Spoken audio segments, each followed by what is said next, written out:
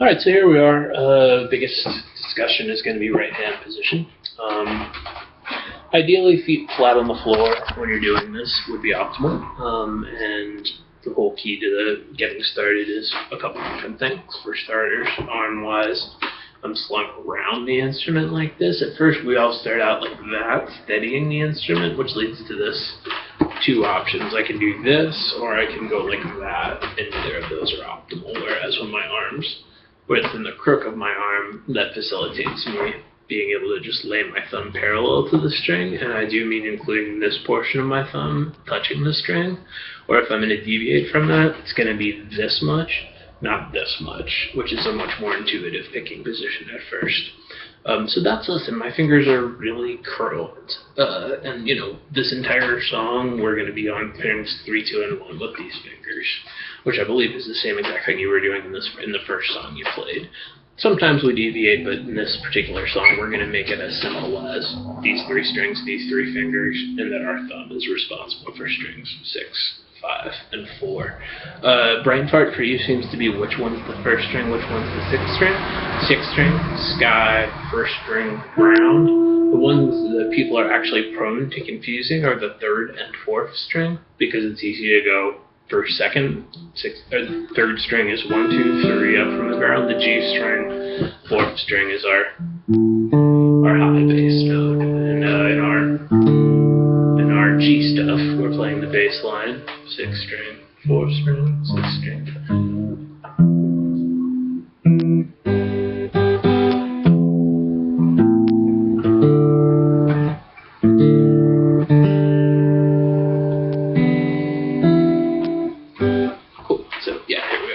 So maybe just try to spend some time where your fingers are resting as comfortably as they can on your 3 high strings, just playing bass notes. You don't even have to play a left-hand chord, and the whole key is not to revert back to this, not to do this or something like that, not to remove your ring finger from the instrument, not to put your pinky here, but just be comfortably, in this position, just getting used to moving your thumb. Doesn't matter what order. And then just get used to moving the other fingers. Just, generally try to do that, and when you're doing that, the whole key is to not move your thumb whatsoever, not to switch to that juxtaposition. You can't see your fingers, but you could if you'd peeked over. That's it. We understand now the economy of motion is what we're achieving by curling our fingers up here, rather than being like this, where everything's up, up, up, and we end up on the wrong string by accident. And that was something that we've forced your hand on, no pun intended, with the song that I wrote for us today, which is that we're going to be doing a lot of thumb on the 4th string, 6, 5, 4, and index finger on the 3rd string at the same time, which in this old juxtaposition, you had to get them out of the way of each other. Now, even if they're just 1/10 of an inch away from each other, they can move autonomously of each other, and that's what we're going for. So at about 3:25 in your video, that's when I started going over the actual song. We're going to do this 2 beats at a time until there's some reason to deviate. We know that our thumb is just going to be going 1, 2, 3, 4. So like I mentioned during the lesson, we can always put high notes, the ones we strike with these fingers, at the same time as a bass note, or in between the bass notes. So any 2 beats are going to go 1, 2, 1 and 2, 1, 2 end, or 1 and 2 end. Those are all the rhythms that might occur. And it's too much, there's X% of guitar playing we can do by ear. This doesn't fall on there because we're doing 2 things at once. When we hear something like, we don't hear the, and there we just hear boom, da, doo, dee, doom. So there we are. At any rate, what we're actually playing here, first 2 beats, is just thumb. There we are, including that pinch movement, reminding you when you hit the 6th string that we're going this away from the instrument and down. That's a thing you need to work on, is playing your bass notes audibly. It's been a function of the position and only being able to strike down so hard without hitting the string beneath it. So it's this down and away movement. That's the same way that we pick 1 string with a bunch of attack, or 2 strings, then miss the string beneath it, down and away. And in this position, not so much. But there's the first 2 beats. I don't turn it into a song that loops there. Just pause and do that really quickly. Just do 1 good 1, pause, 1 good 1, pause. Don't look at the page if you don't need to. It's a 2-item list. this, and this. Cool.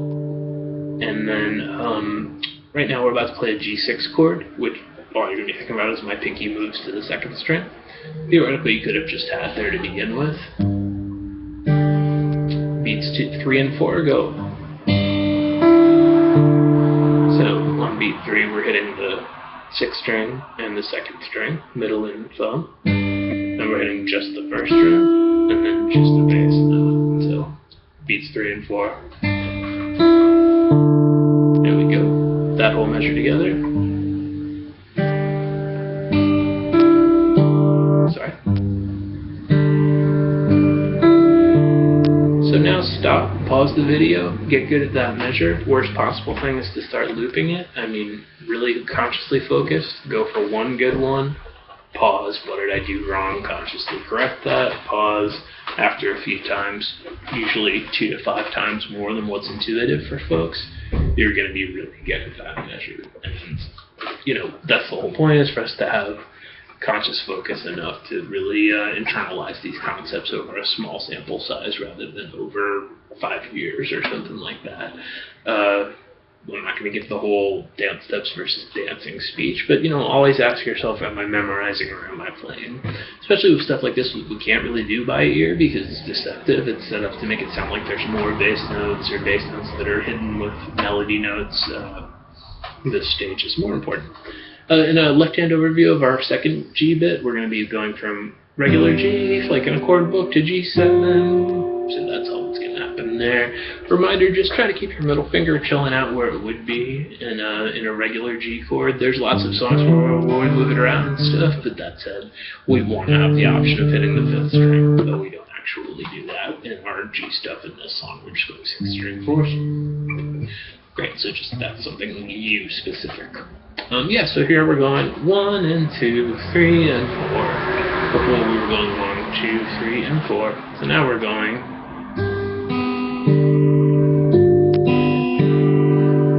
Right hand wise, they're identical. 1 is G, 2nd is G7.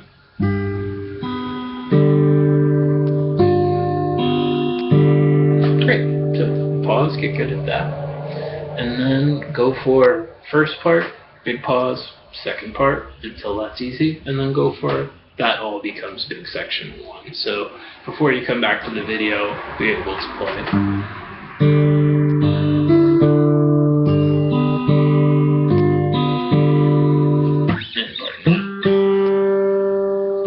Slightly out of tune, and that's great. And that's what we're referring to when I go back to like G times 2, G times 1. We're going to be going.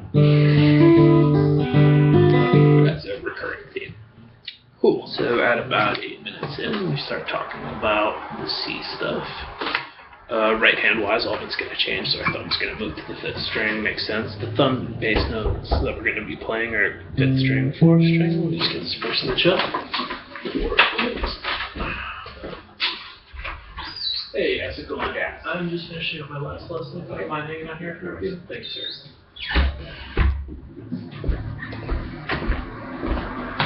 As I was saying, here's us.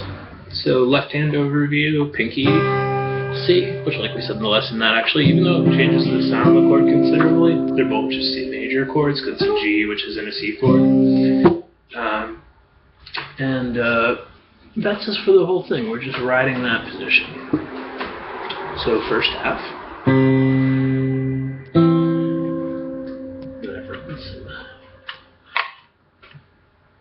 Zeros where I missed ones.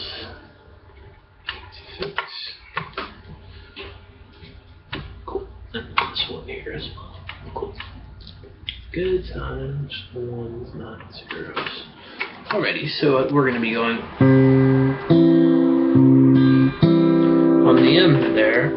Nothing new yet. And then the very last thing, we're hitting 3 strings at the same time. So that's our high bass note along with these two. So maybe just try that. And again, I set this song up so that you have to use your index and thumb at the same time a whole bunch. And we're just doing different combinations of strings. So here we were like. And then the second half goes. So now I'm hitting these 2 fingers. I'm going bass, bass with the first two strings. And then, which is the exact same ending, except I picked my pinky up. So, followed by. So this whole first 3/4 of it were pinky, and then we take our pinky off just to continue some of this movement we were doing in the G chord. So.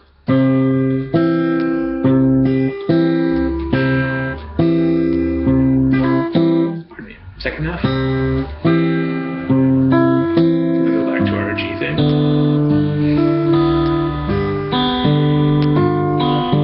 And just be dynamite at that before you try the next thing, because it turns out that,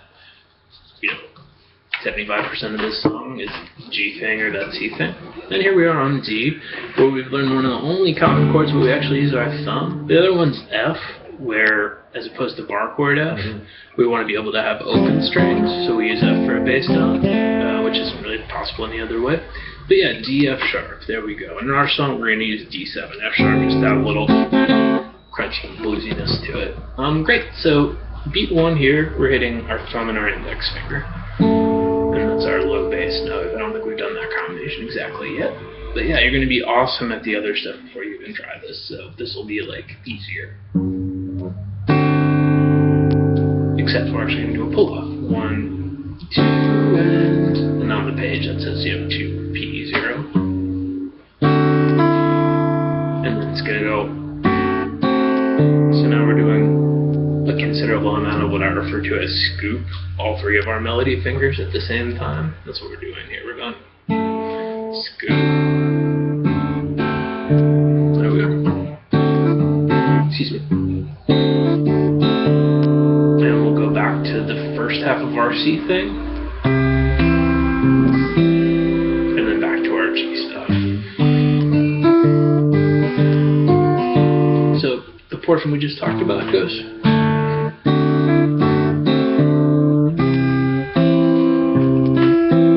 And then back to our G thing.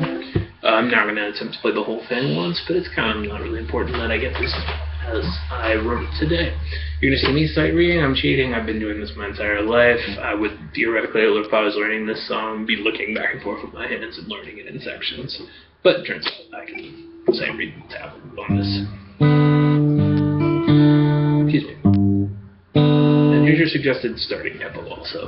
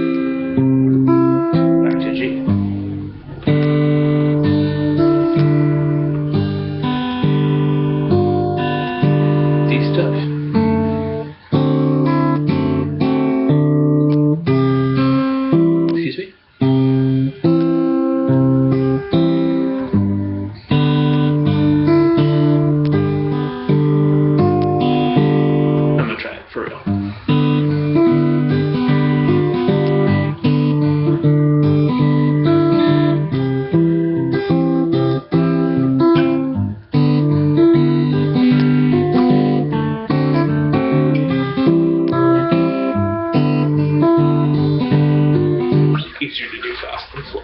There you go. Alright. Yeah.